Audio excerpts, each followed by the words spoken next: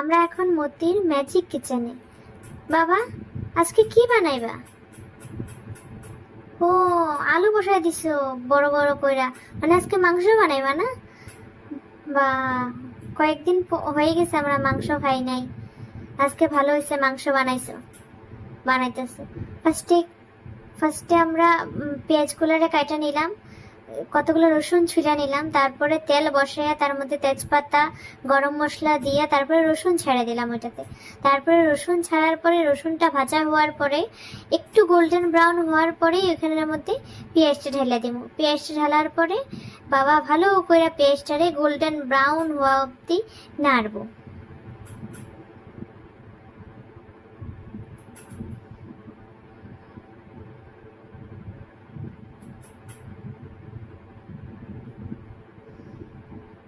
এরকম কাটা কাটা পেঁয়াজ দিয়া মাংস খাইতে বহুত ভাল লাগে খাইতে। এরকম কইরা নাড়ায়া ভালো কইরা রসুনের সাথে মিক্সড করতে লাগবে এটারে, যেন ভালো কইরা ভাজা হইতে পারে, তেলগুলা যেন ভালো করে লাগে। আর পেঁয়াজগুলা সফট হওয়ার জন্য আধা চামচ লবণও দিয়া দিল। তারপরে ঢাকনাটারে একটু ঢেক্কা দিতে লাগবে ঢাকনাটা দিয়া। আজকে আমার বাবা অল্প টাইমের মধ্যে মাংস বানাইবো, ওই জন্য কুকারে বানাইতেছে। কুকারে বানাইলে মাংসটা বহুত তাড়াতাড়ি হয়ে যায়, সিদ্ধও তাড়াতাড়ি হয়, আর আগুনেও কম, গ্যাসও কম লাগে। ওই জন্য আজকে যেহেতু মাংসের ঝুল বানাইবো, ওই জন্য কুকারে বানাইতেছে বাবা আজকে।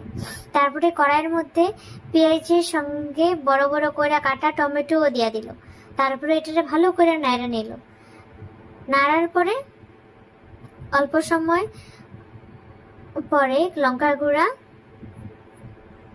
হলদি, একটু জিরা দিয়া ভালো করে এটারে নাড়তেছে। তারপরে এটা নাড়া হয়ে গেলে দেখতে লাগবো যে এখানের মধ্যে জল আমাদের লাগে নাকি। যদি পেঁয়াজটা টমেটো থেকে একটু একটু জল বার হয়, তবে আমাদের জল দিতে লাগবো না। আর যদি দেখো যে একটু শুকাই গেছে, তখন আমাদের একটু জল দিতে লাগবো।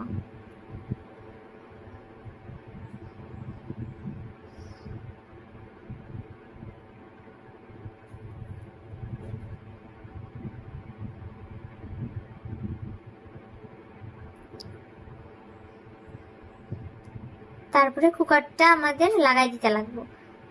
যদি জল থাকে তবে একটু জল দিবা না, আর যদি জল থাকে না কুকারের মধ্যে, ওগুলো থেকে জল যদি না বার হয়, তবে একটু জল দিয়া দিবা। জল দিয়া কুকারটারে আমরা বসাই দিলাম গ্যাসে বসানো হইলো বন্ধ করে। তারপরে এটার একটা সিটি আইতে দিবা। এটা আমরা অপেক্ষা করুম যে লো ফ্লেমে একটা সিটি আসবো এটার মধ্যে।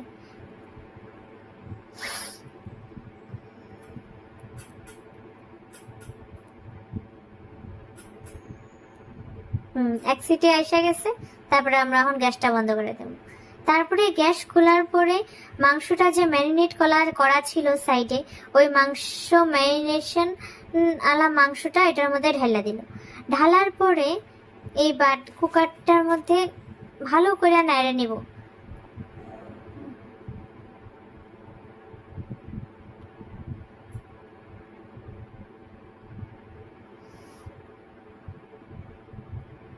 নাড়ার পরে মাংস থেকে দেখো জল বার হয়ে গেছে, অটোমেটিক অল্প অল্প করে জল বার হয়ে গেছে, অনেক জল হয়ে গেছে। জল বাড়ার পরে তারপরে এটা একটু ফুটার পরে এখন একটু শুকাই গেছে দেখটা, একটু জলও আমাদের পরে দিতে লাগবে, যেহেতু আমরা মাংসের ঝোল খাবো আজকে।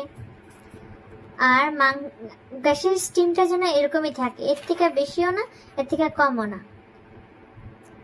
তারপরে আমাদের ভাজা আলুগুলো এটার মধ্যে দিয়ে দিলা ভালো করে নাড়াই দিল এটারে। তারপরে নাড়ানোর পরে অল্প সময় আমাদের অপেক্ষা করতে লাগবে, যেন ওইটা একটু ভাজা ভাজার মতো যেন হয়ে যায়।